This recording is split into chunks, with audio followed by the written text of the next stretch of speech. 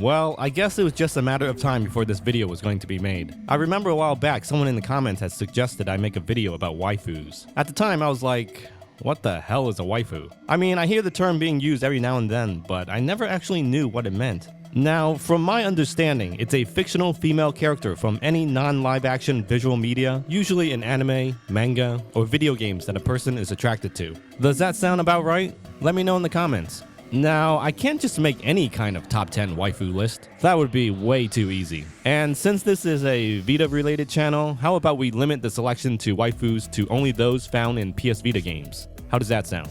Good? Good. Here's my top 10 waifus in PS Vita games. Enjoy. Number 10. AVELINE. Assassin's Creed 3 Liberation introduces us to the first female protagonist in the franchise. Not only was she recruited by the Assassins in 1759 to fight against the Templars, she also fought in the French and Indian War during the Spanish occupation in Louisiana. Strong, brave, and beautiful. What more do you want in a waifu? I feel kind of bad for that other guy though. What's his name? Gerald? I think he was trying to get with her, but she gave him the cold shoulder. Although the HD remaster of Liberation improves every aspect of the original, there's just some things that only the Vita version can provide. Touch functionality and pink horizons. Number 9. TOHKO SAGISAKA? A member of the Akiba freedom fighters and childhood friend of Nanashi. She enjoys strolling through the streets of Akihabara and fighting off those who prey on innocent victims. Not many people know about this game, but Akiba's Trip Undead and Undressed is a sequel to Akiba's Trip on the PSP. What I'm pretty sure people will know is that TOHKO is definitely waifu material. A great personality and a positive attitude make her impossible to resist. Plus, I like a girl who can kick ass, literally. Number 8. Aoi Asahina. Did I pronounce that correctly? Probably not. Let's just call her Hina, which is what her friends call her, by the way. She's known as the ultimate swimming pro and can be found in Danganronpa Trigger Happy Havoc. I just did a review on it recently, if you're wondering. Sporting blue athletic shorts, a red tracksuit jacket over a white tank top with white knee-high socks and hair in a ponytail, it's hard not to figure out why Hina is one of my top 10 waifus on the PS Vita. She's friendly to her classmates, helping others get along and offering assistance whenever possible. Not quite the brightest in the bunch, as she does have a tendency to jump to conclusions, and despite being an athlete, she has a weakness for sweet foods, especially donuts. If you ever need to win her over during your free time, then go with the sweets. I thought she was cute at first, but the thing that pushed her into waifu territory was towards the end of Trigger Happy Havoc. It was during one of the class trials where an alternate ending was shown with her holding 2 babies. For those who have played through the first Danganronpa, you know what I'm talking about. The fan service was strong with that one. Number 7. Rachel. Not to be outdone by some of the other female cast of characters, this buxom beauty still manages to hold her own. Wielding a giant warhammer and a heavy machine gun, she's a force to be reckoned with. Working alone as a fiend hunter searching for the whereabouts of her twin sister, there's still very little we know about her. With her tall physique, pale skin, and platinum blonde hair, her background remains somewhat of a mystery. Making her first appearance in Ninja Gaiden and then as a playable character in Sigma and its sequel, you can find her at home on the PlayStation Vita. Although the conversion of Sigma 2 Plus on Vita is nowhere near the quality of the first, I still think it's worth checking out. Ryu Hayabusa may be the star of the show, but Rachel provides that little break in between that so many of us crave in over-the-top action games. If you know what I mean. Number 6.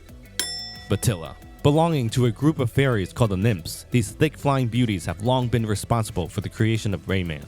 At least that's how I think the story goes. Having made her first appearance in the 1995 original, Batilla returns in Rayman Origins, except this time with a few extra pounds. But that's not necessarily a bad thing. Some might call her voluptuous. I mean, I always liked the girl with some meat on her bones. Throughout your adventure, you'll find her younger sisters offering help in the form of new moves and abilities. Although each fairy corresponds to a different theme, there's one asset they all seem to share.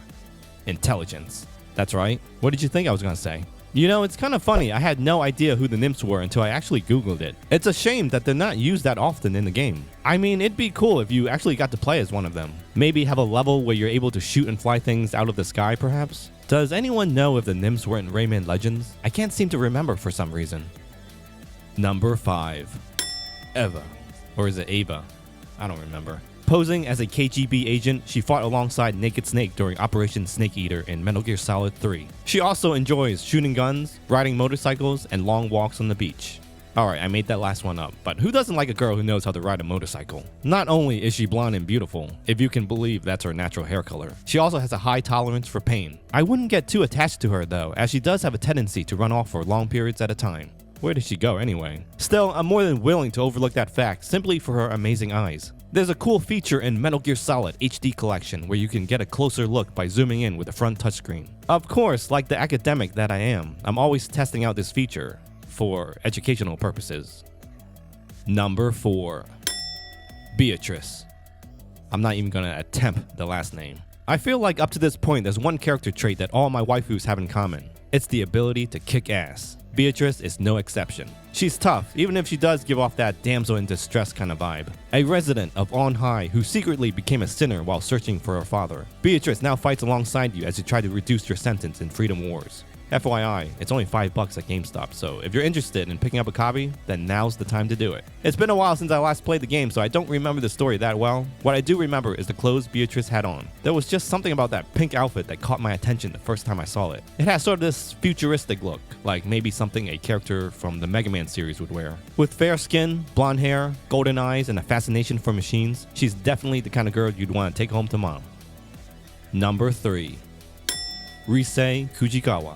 I'm gonna be honest with you guys here. When I first played Persona 4 Golden, the girl I tried to win over first was Yukiko. But that's only because I hadn't met Rise yet. But once I did, that's all I cared about. Introducing Rise Kujikawa, a popular idol who returns to the town of Inaba to escape the life of show business. She's bright, honest, naughty, and cute. Although popular among her idol fanbase, she fears that everyone admires the persona that she carries on stage as opposed to who she really is. She's quite flirty with other boys, so you might want to keep a close eye on her if you're planning to make her your waifu. I guess that's what makes her so attractive. Her gourmet skills are subpar to say the least, so it's best you know how to cook if you're planning on moving in together. That is unless you like your food extra spicy. I think the thing that drew me to Rise was her hair color. The internet says it's copper, but I feel like it's somewhere between brown and maroon. I don't know.